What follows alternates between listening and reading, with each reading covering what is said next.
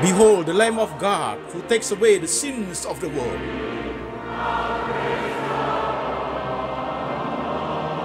Jesus said, I am the way, the truth, and the life. No one comes to the Father but by me.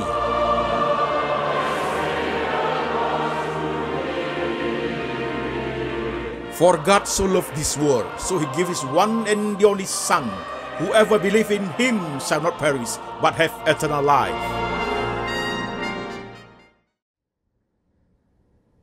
Shalom jemaat sekalian, saya Pendeta Antoni Chang. Salam kepada jemaat yang ada di kota-kota di Indonesia dan jemaat yang ada di kota-kota di luar negeri. Hari ini kita online Sunday Service lewat lembaga Antoni Chang Ministry Internasional. Tema kita hari ini adalah kemegahan seorang hamba, kesaksian hidup Rasul Paulus. Firman Tuhan hari ini kita ambil dari satu bagian saja, yaitu dari kitab Filipi pasal 1 ayat 12 sampai 30. Demikian firman Tuhan.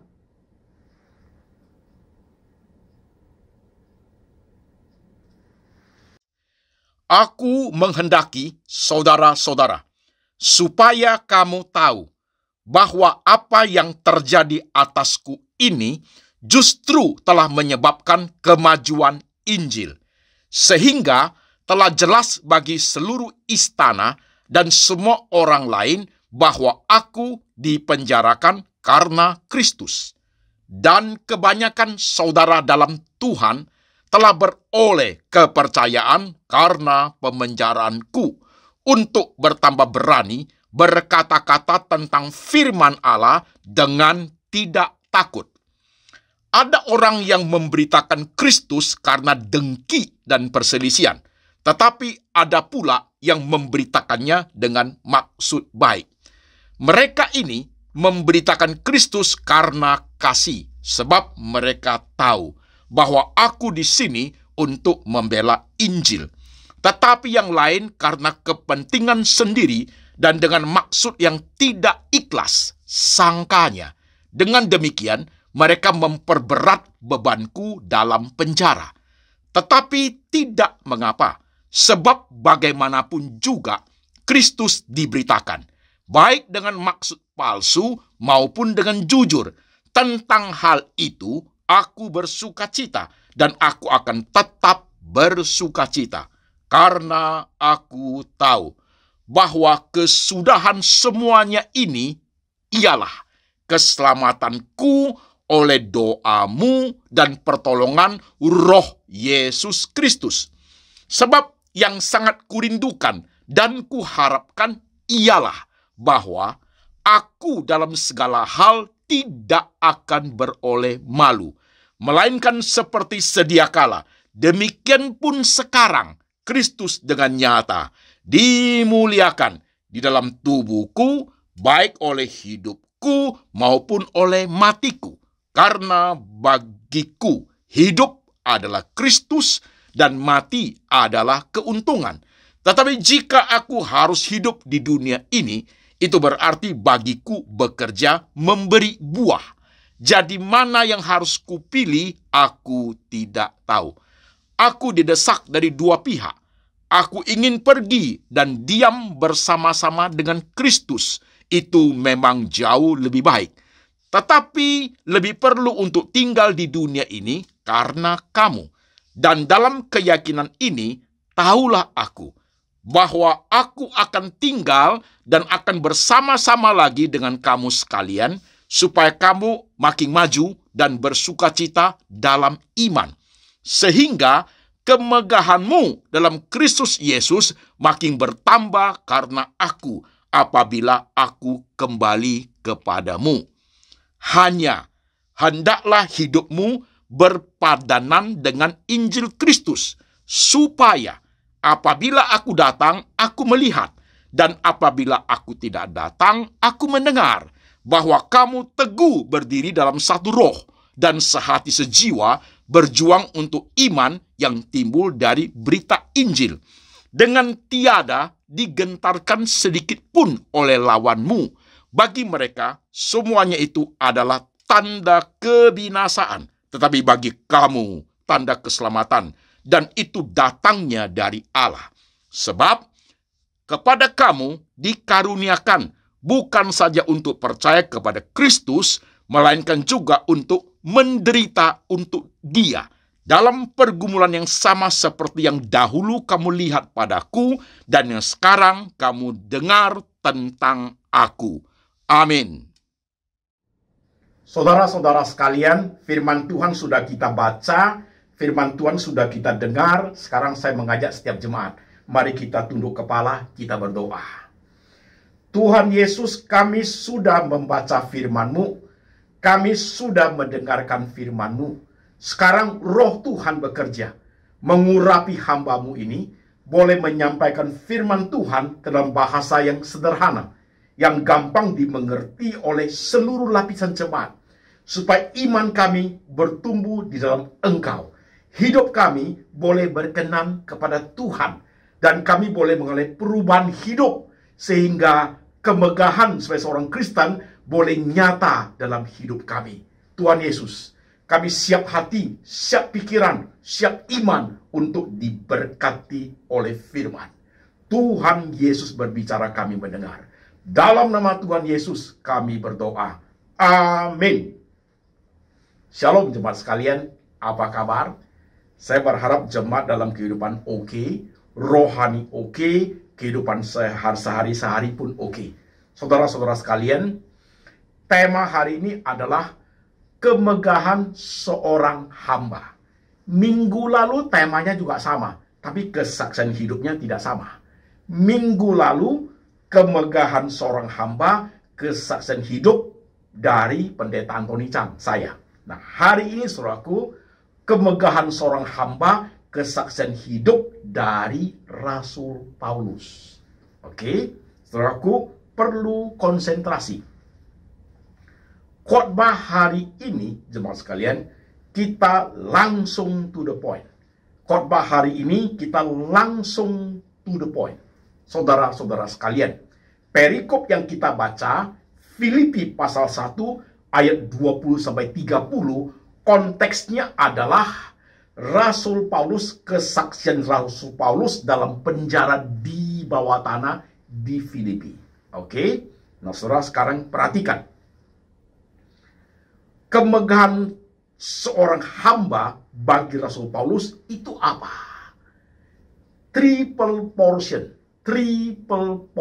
saudaraku. Itu ada di Filipi pasal 1 ayat 20. Firman Tuhan itu berbunyi, ya, baik dahulu maupun sekarang, yang sangat kuharapkan dan sangat kurindukan adalah baik oleh tubuhku, baik oleh hidupku, maupun oleh matiku, Yesus dimuliakan. Tubuh, hidup, dan mati, Yesus dimuliakan. Triple portion. Itulah kemegahan seorang hamba bagi Rasul Paulus. Kita bahas direct, langsung to the point, tiga portion itu. Tubuhku, hidupku, dan matiku. Pelan-pelan menyimak, jemaat sekalian. Pertama kita bahas tentang tubuhku. Fisik tubuh kita ini. Paulus ingin loh, badan dia ini, fisik dia ini, Paulus agak tinggi orang saudaraku. Ya, tinggi besar katakanlah itu mungkin sekitar 75-80 kilo, saudaraku. Jadi itu 80 kilo daging. Paulus ingin 80 kilo daging itu glorify Jesus, memuliakan Tuhan. Saudara, beratnya berapa kilo? Saya 70 kilo. 70 kilo daging ini. Mungkin jemaat yang dengar itu ada yang 48 kilo daging berat badan you. Ada yang 50 kilo daging. Ada yang beratnya 75 kilo. Ada yang beratnya 62. Ada yang 48. Ada yang 55 kilo. Saudaraku, jadi kalau 55 kilo, ya 55 kilo ya 55 kilo daging. Nah sekarang perhatikan teman sekalian. Tidak mudah loh menjaga 70 kilo daging ini. Nggak mudah, teman sekalian. Hati-hati, perhatikan poin-poin ini, saudaraku. Tidak mudah dalam hidup kita ini menjaga 70 kilo daging yang Tuhan kasih ini. Paulus pun menyadari itu loh. Di Roma pasal 7, Paulus mengatakan, aku manusia celaka. Siapa yang bisa melepaskan aku dari tubuh maut ini? Dengan akal budiku, aku melayani hukum Allah. Tetapi dengan tubuh insaniku, aku melayani hukum dosa. Aku ingin berbuat yang baik, tapi justru yang jahat yang aku lakukan. Itu Paulus bergumul, saudaraku. Roma pasal 7. Silakan baca di situ. Paulus pun bergumul tentang tubuh dia. Berapa kilo? 50 kilo daging itu. Bisa jaga dengan baik? Tidak semudah yang kita pikir. Saya sudah balik dari Singapura, saudaraku, hari Rabu yang lalu. Mata sudah dilaser karena retina matanya ada sedikit pembengkakan, saudara sekalian. Belum bisa diangkat kataraknya, 3 bulan kemudian baru bisa diangkat kataraknya. Saudara-saudaraku, dalam perjalanan bolak-balik Jakarta-Singapura itu, saya ada berapa hari di Singapura. Saya di airport, duduk-duduk, memantau hilir mudiknya manusia itu. Dan kalau di Singapura itu, saya ke Fullerton, ke Esplanade, yang menghadap ke Marina Bay itu, saudaraku. Banyak sekali orang. Saya duduk di situ 2 jam, 3 jam, sambil ngeteh, kontemplasi. Melihat hilir mudiknya manusia itu, saudaraku. Dari berbagai ras, berbagai suku, berbagai bangsa. Ya, ada yang gemuk, ada yang pendek, ada yang kurus, ada yang cantik, ada yang ganteng, ada yang jelek bukan main. Ada yang hitam, ada yang putih. Saudara-saudara sekalian, zaman berubah ya. Jemaat ya, zaman berubah ya. Saya lihat di airport di Singapura itu. Saya melihat hilir mudiknya manusia di airport itu. Ada seorang anak gadis. Overweight dia sudah pasti. Pendek badannya. Tapi besar badannya. Kakinya besar. Tangannya besar, saudaraku. Badannya tato semua. Tato semua badannya. T-shirtnya, bajunya sedikit. Tato semua. Putih. Chinese itu. Duduk sambil angkat kaki. Tato semua badannya. Mau ngapain dia itu ya? Mau jual daging, saudaraku. 60 kilo daging itu tidak bisa jaga baik. Tidak bisa jaga baik. Hilir mudik, saya lihat manusia itu, saudaraku, pada bertato semua. Ada yang tato di kaki, tato di tangan, tato di leher. Bertato semua, saudaraku. Itu daging sekian kilo itu tidak bisa jaga baik-baik loh, saudaraku. Manusia itu. Sekarang ada pendeta bertato ya, luar biasa. Tato di kaki, tato di tangan, tato di bahu, tato di dada, tato di punggung. Orang bertato, fungsinya untuk apa, saudara sekalian? Untuk apa? Coba mari kita nyimak hal ini. Fungsi untuk apa? Setelah badan penuh dengan tato, fungsi untuk apa? Kan supaya dilihat orang, benar kan? Seluruh badan sudah bertato, ya ke gym lah, saudaraku, ke gym. Pakai celana pendek, kaos kecil, supaya kelihatan seluruh badan tato itu, kan begitu. Ya ke kolam berenang lah jemaat, ya, 3 kali berenang, seminggu 3 kali berenang. Pakai cawat merah, saudaraku. Dengan tato yang penuh itu, biar menyala itu badan. 75 kilo badan itu menyala, saudara sekalian. Kan begitu kan? 75 kilo daging itu tidak bisa jaga dengan baik hidup ini. Itu baru tentang tato loh, saudaraku. Saya ketemu seorang jemaat, udah lama ini, jemaat sebaya. Dia sudah tato 20 tahun. Wah, ini luar biasa. Coba Pak, kasih saya beberapa kalimat insight buat saya. Setelah tato 20 tahun itu, apa yang kamu dapat dari hasil itu? Saudara mau tahu dia ngomong apa? Jemaat itu menyimak. Dia ngomong begini. Kalau bisa, jangan tato. Dia menikmati tato itu hanya 3 tahun.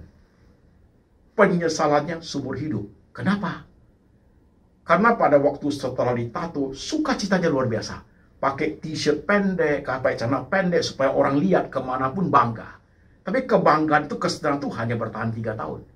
Setelah 3 tahun kemudian menjadi bosan. Nah, kalau sudah bosan, seluruh badan, dari kaki sampai ke atas, sampai ke badan, sampai belakang, sampai tangan, hampir seluruh badan itu tato. Nah, kalau sudah bosan tidak bisa dibuang. Kalau dibuang kulit jadi rusak. Can you imagine jemaat? Sesuatu yang kamu suka, pasti akan senang tiap hari lihatnya. Tapi manusia kan bisa bosan. Nah, kalau suatu barang kita sudah bosan, kita ganti barang. Tapi ini nggak bisa. Sudah menempel di kulit. Tiap hari, suka tidak suka, kesal tidak kesal, harus kamu lihat, harus kamu cuci, harus kamu sabuni, harus kamu mandi. Seumur hidup menyesali. Itu kata orang yang bertato 20 tahun, saudaraku. Kalau bisa, jangan. Nikmati keindahan tato itu, kebanggaan itu hanya bertahan 3 tahun. Setelah itu, bosan, itu menderita, menyesal seumur hidup, katanya. Gak bisa diubah lagi seluruh badan itu. Itu loh hidup. Saudara yang bertato, dengerin baik-baik. Saudara ingin tato, perhatikan kesaksian hidup dari orang yang sudah bertato 20 tahun. 75 kilo daging itu tidak bisa dijaga dengan baik. Kita lewatkan tentang hal tato, saudaraku ya. Karena daging, fisik tubuh yang Tuhan kasih bukan sekedar tato saja. Bukan sekedar tato aja. Banyak hal, saudaraku. Tubuh insaniku melayani hukum dosa. Yang baik yang aku ingin lakukan, justru yang jahat yang aku lakukan. Badan ini tidak bisa jaga dengan baik-baik, saudaraku. Menjadi peminum, menjadi makan obat-obatan, merusak ini badan. Sekian kilo daging yang Tuhan kasih, kita belum bisa glorify God. Gak bisa loh kita, saudaraku. Maka Paulus ngomong, celaka. Siapa yang bisa melepaskan dari tubuh maut itu, Roma pasal 7. Akhirnya dia ngomong apa? Syukur kepada Yesus Kristus Tuhan kita. Hanya Tuhan yang bisa membimbing kita untuk menjaga tubuh yang Tuhan kasih ini. Supaya bisa menjadi suatu kemegahan sebagai seorang percaya, jemaat. Coba pelan-pelan sampai poin ini. Coba perhatikan hidup saudara. 75 kilo ya. 75 kilo daging itu udah jaga baik-baik belum? 50 kilo ya. Berat badannya. 50 kilo daging itu udah jaga baik-baik belum? Bisa nggak menjadi kemegahan sebagai seorang Kristen? Bisa jaga baik-baik nggak? Orang melihat badan yang Tuhan kasih pada kita itu bisa membuat orang memuji kebesaran Tuhan. Bisa nggak?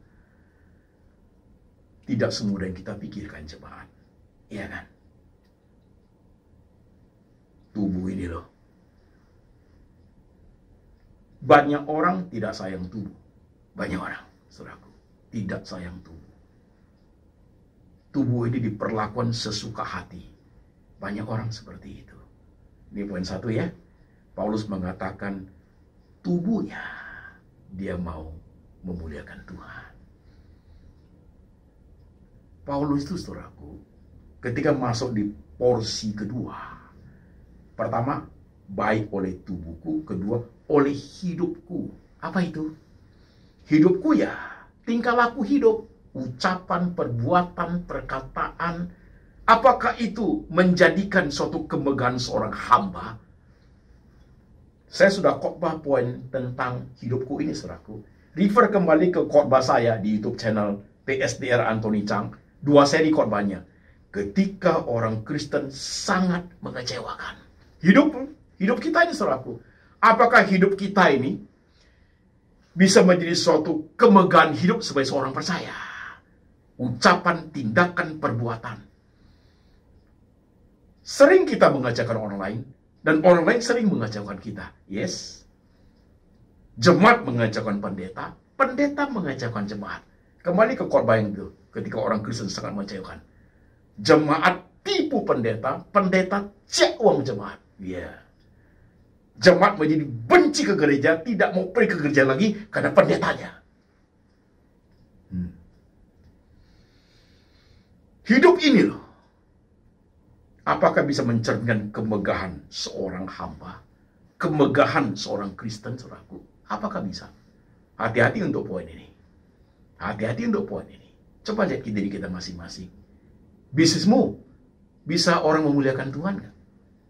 Cara ngomong kita, orang bisa memuliakan Tuhan nggak? Cara hidup kita, tingkah laku kita, orang melihat kita itu, orang bisa mensyukuri, Tuhan terima kasih boleh bertemu dengan orang seperti itu. Bisa nggak? Tidak semudah kita pikir, saudaraku. Kita semua human, termasuk Rasul Paulus. Nobody is perfect. Pendeta pun manusia biasa. Tapi yang dituntut pada kita adalah kemegahan seorang percaya itu, kemegahan seorang hamba, saudaraku. Tuntutan yang Paulus praktekkan, saudaraku, 3 poin itu, triple portion. Hidupku, bisa jemaat. Gak semudah yang kita pikir ya. Sekarang kita belum bicara mengenai matiku. Kita gabungkan dulu. Tubuh dan hidupku menjadi satu. Dua ini kita integrate dulu, saudaraku. Di situ berbicara mengenai penderitaan secara fisik. Baik penderitaan karena penyakit, atau penderitaan karena dosa yang dibuat sendiri, atau penderitaan karena dosa orang lain. Apakah itu bisa menjadikan kita menjadi seorang kemegahan seorang hamba? Stop, pelan-pelan. Paulus bisa loh. Dalam kondisi penjara di bawah tanah di Filipi, dalam kondisi sudah usia lanjut, saudaraku, di bawah tanah itu, penjara itu sulit sekali dia bernafas. Possibility duri dalam daging, saudaraku, dia mengenai rabun mata. Rasul Paulus itu sulit sekali buat dia untuk melihat, sulit sekali. Tapi di tengah-tengah penderitaan secara fisik, di tengah penderitaan karena dosa orang lain memenjarakan dia, di tengah penderitaan dia karena memberitakan Injil, saudaraku, penderitaan itu justru, saudaraku, menjadikan dia kemegahan seorang hamba. Penderitaan yang dialami, saudaraku, justru menjadi berkat bagi orang lain. Maka keluar surat dari Filipi, "Thus say the Lord," demikian firman Tuhan, "oleh pemenjaranku Injil menjadi maju. Engkau jangan digentarkan sedikit pun oleh lawanmu, sehingga seluruh istana tahu aku dipenjara karena demi Injil. Jangan digentarkan sedikit oleh lawanmu. Bagi mereka adalah lambang kebinasaan, bagi engkau adalah hidup yang kekal. Engkau dikaruniakan bukan percaya kepada Yesus Kristus saja, tapi menderita untuk Dia." Tubuh dan hidup Paulus kok digabungkan, penderitaan secara fisik, saudaraku, menjadi berkat bagi jemaat. Jemaat bisa. Kalau kita diberkati, kita menjadi berkat bagi kembali kepada orang lain, itu hal biasa. Ada orang udah diberkati tidak bisa memberkati orang lain, itu luar biasa, saudaraku. Itu hal yang biasa kalau kita ada berkat, kita memberkati orang. Tetapi kalau kita menderita sengsara, air mata, kesulitan karena penyakit lah, karena dosa kita lah, karena dosa orang lain lah, justru dalam pergumulan berat itu bisa menjadi berkat bagi orang lain, itu super luar biasa. Gak semudah yang kita pikir, saudaraku. Mungkin dalam kondisi seperti ini, jemaat tertentu sudah tidak pikir penderitaannya menjadi berkat bagi orang lain. Sudah tidak. Ngomel sama Tuhan. Bersungut-sungut kayak umat Israel. Kenapa aku susah, Tuhan? Kenapa aku miskin, Tuhan? Kenapa aku pailit, Tuhan? Kenapa aku menderita? Aku kan anak Allah. Itu begitu, saudaraku. Is it right? Menuntut Tuhan. Ngomel. Tidak terima. Itu sudah tidak bisa masuk ke dimensi pergumulan Rasul Paulus, kemegahan seorang hamba dalam triple portion. Udah akan masuk itu, saudaraku. Orang Kristen seperti itu banyak sekarang. Banyak sekali. Maunya senang, happy, berkat. Masuk ke dalam penderitaan, saudaraku, sudah mulai, kok begitu Tuhan? Itu orang Kristen zaman sekarang. Kita kayak itu orangnya. Di tengah air matamu, penderitaanmu, kesulitanmu, kemalanganmu, bisnismu yang susah, kau menderita secara fisik sakitmu, dalam penderitaan itu, apakah penderitaan itu bisa menjadi berkat kekuatan buat jemaat Tuhan, buat teman seimanmu, buat orang-orang yang hidup di sekelilingmu, sehingga mereka bisa memuliakan Tuhan? Tidak semudah yang kita pikir, jemaat. Tidak mudah loh. Itu bukan pergumulan yang berat, itu membutuhkan suatu keberanian untuk masuk ke dimensi itu, saudaraku. Nah sekarang triple portion yang ketiga, the third portion. Apa itu? Paulus ngomong apa? Matinya pun dia mau Yesus dimuliakan. Wah, ini repot, men. Repot nih, men. Matinya pun Paulus mau Yesus dimuliakan. Ini porsi ketiga. Bahkan di ayat Filipi pasal 1 ayat 20 bunyinya apa? Mati adalah keuntungan. Luar biasa ini. Apa itu maksudnya, saudaraku? Coba simak jemaat dulu. Simak dulu. Bagi seorang anak muda umurnya berapa? 25 tahun. Hampir selesai kuliah. Punya pacar cakep. Masa depan sudah oke. Coba baca ayat itu. Mati adalah keuntungan. Ngerti gak? Apa yang untung, Pak? Udah sarjana ini, tinggal cari kerja. Istri, pacar sudah ada, tinggal merit. Saya 6 bulan kemudian mau merit. Mati, apa yang untung? Nggak masuk, saudaraku. Saudara bisnismen. Bisnismen lagi sukses, kaya. Istri cantik, anak-anak cakep-cakep, uang ada, mau kemana, no problem. Coba baca ayat itu. Mati adalah keuntungan. Mana untung, Pak Pendeta? Saya mati, istri saya masih cantik muda. Saya mati jadi janda muda, kaya lagi dia. Diambil orang, Pak. Nggak masuk kan? Kalau pakai kacamata duniawi, nggak akan masuk ke pergumulan Paulus. Coba kalau masuk dalam kacamata rohani, menjadi berbeda. Apa artinya? Porsi ketiga bagi Paulus, mati Yesus dimuliakan. Mati adalah keuntungan. Apa artinya? Poin 1. Mati adalah keuntungan dalam kacamata rohani itu bagi Paulus, saudara sekalian. Kalau dia mati, ketika dia mati, jemaat mendengar kematiannya, iman jemaat bergelora, roh jemaat menggelegar, saudaraku. Itu mati adalah keuntungan. Maka dia ngomong, jangan sedikit pun digentarkan oleh lawanmu. Jadi jemaat mendengar kematian dia, iman jemaat itu bangkit. Terjadi revival, saudaraku. Itu mati adalah keuntungan. Itu loh, saudaraku. Biasanya itu tokoh-tokoh rohani besar baru begitu. Poin kedua, bagi Rasul Paulus, mati adalah keuntungan adalah kalau dia mati, kenapa untung? Rohnya kembali ke surga. Memang rohnya kembali kepada asalnya. Memang asal dari surga. Kembali kepada Sang Pencipta. Itulah mati adalah keuntungan. Pelan-pelan menyimak, jemaat sekalian. Orang besar, rohani besar, mati ada keuntungan karena menghidupkan rohani umat. Saya coba refer kadang-kadang mendengar khotbah dari beberapa pendeta senior luar biasa zaman dulu. Salah satunya yang sudah meninggal juga, pendeta Billy Graham. Waktu saya dengar dia khotbah, itu pendeta besar.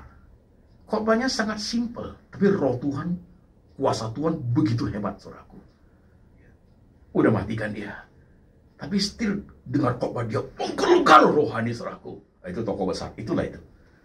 Mati itu menguntungkan. Kematiannya waktu mendengar khotbah dia masih menggelora rohani itu, saudaraku. Itu loh. Saudara-saudara sekalian, apakah kematian kita mendatangkan keuntungan? Saudara sendiri bisa jawabnya loh. Apakah bisa memberi impact besar? Paling sedikit hidup ini.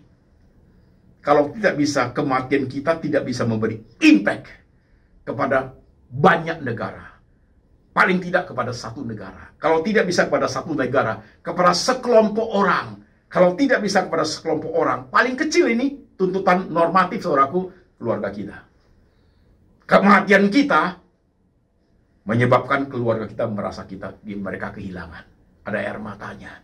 Itu tuntutan paling standar, saudaraku. Ya, itu biasa.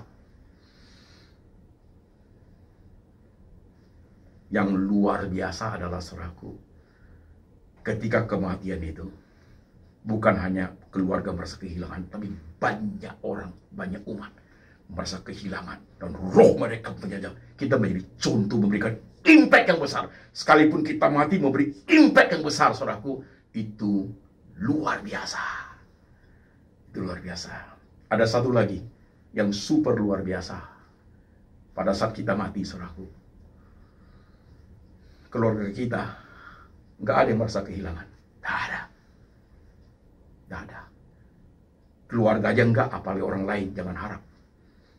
Bahkan cucu, anak cucu, saudaraku, mensyukuri loh. Engkong dari muda sampai tua tidak buat apa-apa. Hidup mabuk, judi, pukul istri, menjadi oma juga dipukul.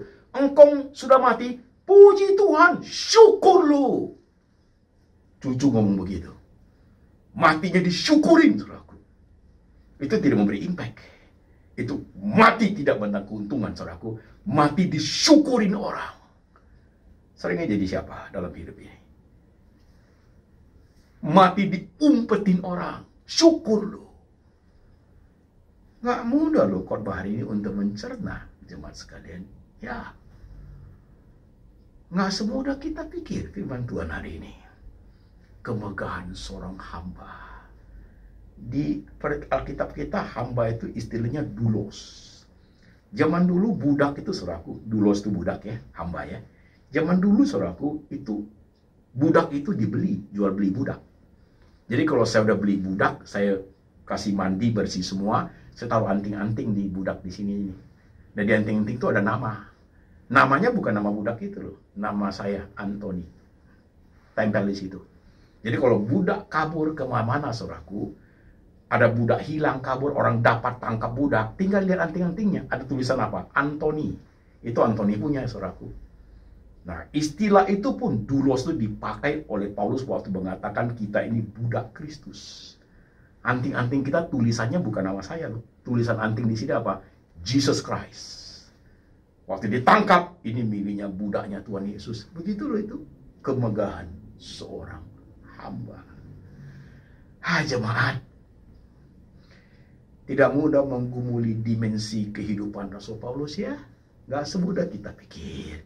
Mau masuk rohani lebih dalam, saudaraku? Mau tahu penderitaan fisik Paulus? Selain dari karena penyakit, mau tahu? Sering didera, sering tidak makan, kurang tidur, kelaparan, kehausan, kurang pakaian, bahaya darat, bahaya laut, bahaya perampok, bahaya perompak. Berkali-kali dipukuli 40 kurang 1 pukulan. Dipukuli, dipesut, saudaraku. Ya. Dihina, diejek, dipenjarakan, terus dibolak-balik dipenjarakan. Dikhianati oleh jemaat palsu, saudaraku. Kalau seandainya kita ketemu Paulus, seandainya, saudaraku, saya berandai-andai, Paulus itu suruh dia buka bajunya, itu badan cacat semua, saudaraku, cacat semua. Saudara mau tahu penderitaan Rasul Paulus? Ya. Tapi itu semua cacat itu, saudaraku, menjadi berkat bagi jemaat lo. Sampai hari ini jemaat yang baca firman Tuhan menjadi berkat lo. Mau lihat Paulus belajar dari Yesus seperti apa?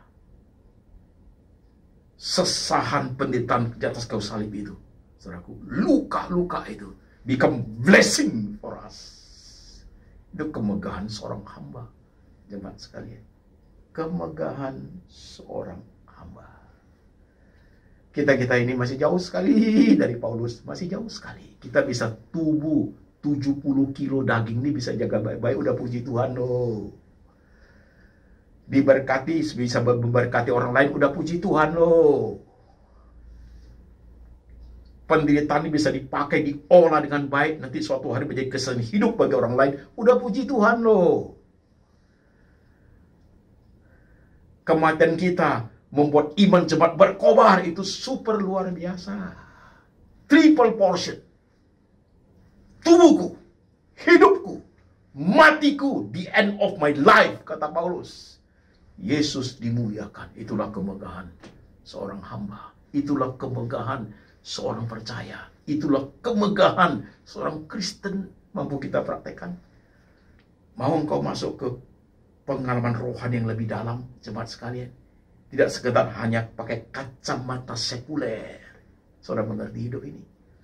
Tidak hanya sekedar baca Alkitab, asal baca saja. Khotbah hari ini saudara bawa dalam dunia kontemplasi saudara. Pakai untuk 3 minggu. Dicicil aja kontemplasinya. 5 menit, ada waktu. Lihat diri sendiri. 60 kilo daging ini yang Tuhan kasih sudah saya jaga baik-baik belum? Kemegahan saya sebagai orang percaya udah saya pertaruhkan di situ.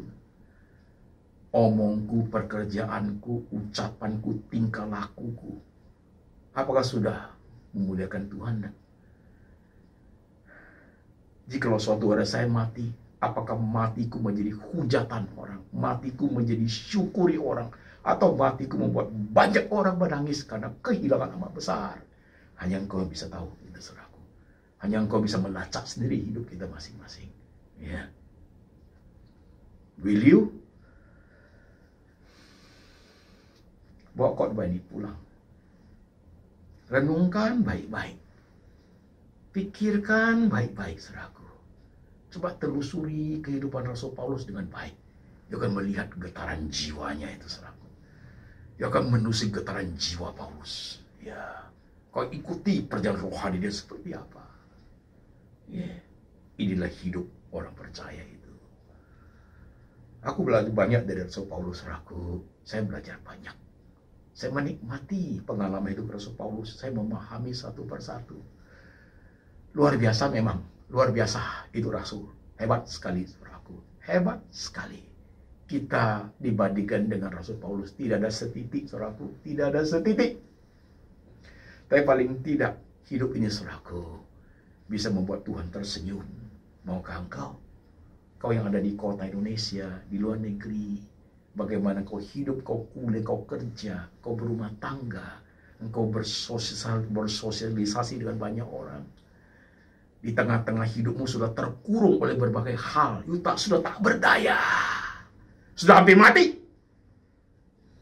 Apakah matimu itu tetap memberikan impact kepada orang? Atau matimu orang syukurin? Engkau yang harus menggumuli itu, saudaraku. Ya. Oke. Mari kita tundukkan kepala. Kita berdoa. 1 menit untuk jemaat berdoa sendiri-sendiri. Lihat dirimu masing-masing. Seperti apa engkau hidup?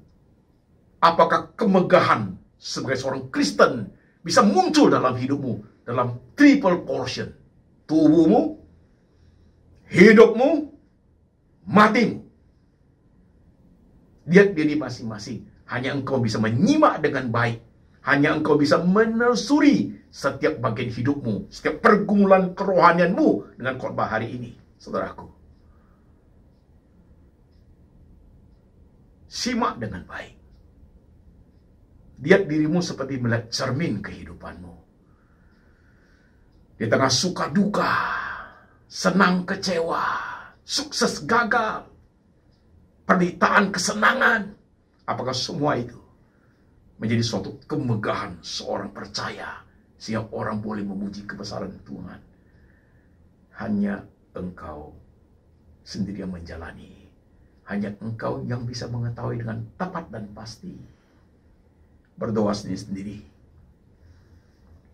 Sampai hari ini engkau menjadi anak muda, apakah engkau memberi impact hidupmu kepada lingkunganmu?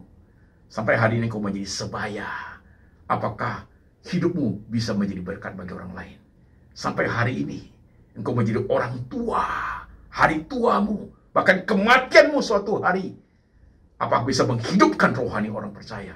Membuat anak cucumu merasa kehilangan sekali. Bahkan menjadi contoh teladan bagi mereka.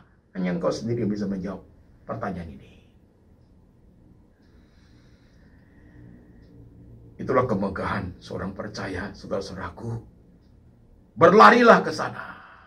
Berjuanglah ke arah kerohanian seperti itu.